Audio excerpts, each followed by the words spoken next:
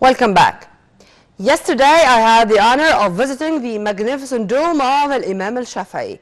What a very spiritual place. It's also another example of the magnificent architectural design of Islamic Cairo. Thank you, Egypt. Thank you, Cairo. This was the tweet of His Excellency, the British Ambassador to Egypt, Gareth Bailey, who visited Al-Shafi'i Dome. To shed more light on the place, on the area, on the architecture, on the wonderful places we do have in all Islamic Cairo, we are very much delighted to have with us via phone Mr. Ehab Kamel, our historian and researcher. A very good morning to you, Mr. Ehab. Good morning. Sir, I really was very pleased to read this tweet of His Excellency, the British Ambassador to Egypt, but I'd like to know more about this place and about particularly Imam al-Shafi'i Dome. This dome is considered to be the most beautiful dome among more than 1,000 Islamic monuments registered in Cairo. As a matter of fact, this dome, it's unique because it's entirely made of wood. Wood that is decorated entirely with stalactites and built over a series of architraves. As a matter of fact, this is a unique building because it dates back also to the Ayyubid period. We haven't got many monuments dating back to the Ayyubid period, only the dome of Imam al-Shafi'i that was built during the time of Sultan al-Kamel Muhammad, the son of al-Adil Abu Bakr, the nephew of Saladin, the head of the dynasty.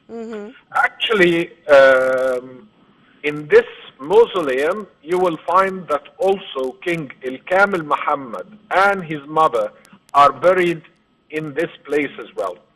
The dome itself, it's made out of wood, and as you know, wood, it's a material that does not last for long. It disintegrates easily.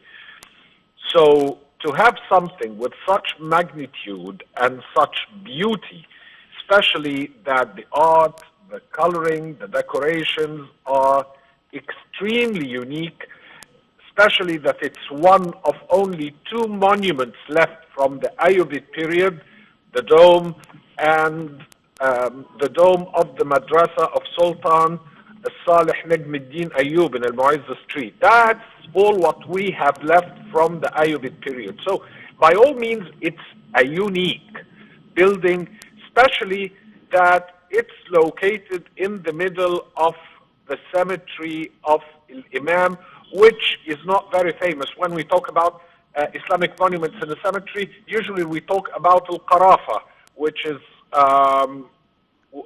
is holding all the monuments and the tombs of the Mamluks. But this area is not very well known to many people, although the specialists know the value of the dome of Imam al-Shafi'i, and as a matter of fact, it's one of the most beautiful Islamic monuments. But what was really amazing to read the tweet of His Excellency, the British Ambassador, speaking about the spiritual atmosphere, despite the fact that, of course, he does not know anything about this Islamic school of Imam al-Shafi'i, but the place was shining or was very much inspiring him or giving him this feeling. How do you see this? As I was telling you, the place is not very famous. Yeah. So there are not many visitors who go over there. It's enough to tell you that this wing, all the way up to the Sayyid Aisha, it's full of mausoleums that belongs to the families, the members of the family of Prophet Muhammad. You have Shar al-Ashraf, that's behind Sayyid Aisha, which is not very far, it's just across the road.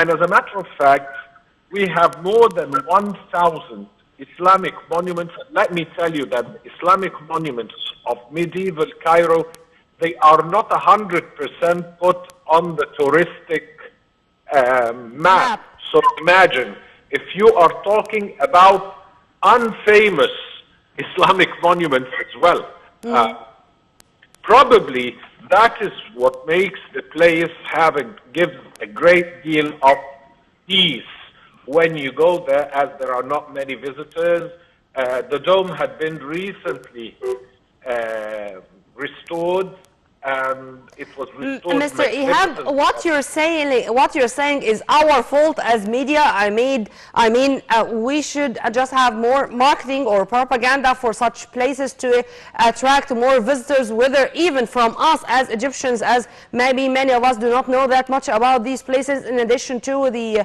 tourists or the foreign visitors too. Is it about media? Not only the media. It's our fault, all of us. The media, the Ministry of Tourism, I'm sorry to say that,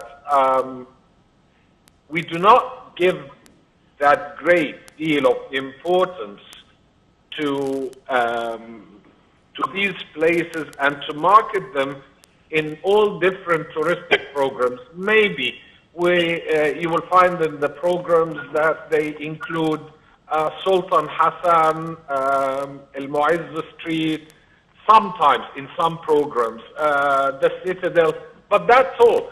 Nobody knows a place. I mean, ask anyone, do you know anything about the street of Saliba?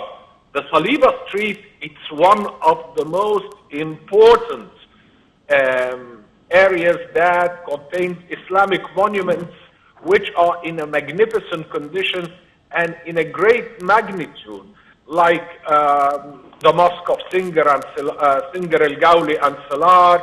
You have the group of Prince Shikhu, which is a huge Islamic complex in a great condition.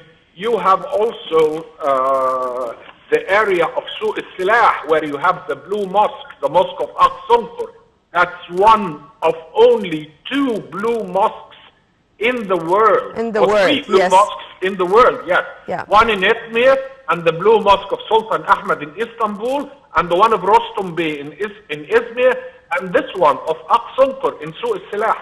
You have thousands of monuments which needs to be it's our destiny, it's our fate. Egypt is the melting pot where all these civilizations were melt here. And we do have Roman, Coptic, Islamic, Pharaonic. This is Egypt, this is us, the gift of God to humanity at large. Well, Mr. Ehab Kamel, our historian and researcher, thank you very much for your input, sir, and have a very good day. Well, we were speaking about such a wonderful place in Cairo, the Imam Shafi'i Dome, and I think we are on the right track. We are just having the reconstruction and of Old Cairo in general, Ain al-Sira, Sur Magra al-Uyun. We are witnessing inspection tours of Prime Minister Dr. Mustafa Madbouli and Khalid al-Anani, Minister of Antiquities and Tourism. These places are going to attract millions of visitors from inside and outside Egypt, inshallah, to know more about our great civilization in all stages and in all periods. Well, by this we come to the end of this episode of our breakfast show. You were in the company of my dear colleague Muhammad Abdurrahim and myself Nermeen Abdurrahman. Tomorrow is another day and another crew. Stay tuned only on Nile TV International always for more updates, and for more details please log on to www.nileinternational.net. Many thanks for watching.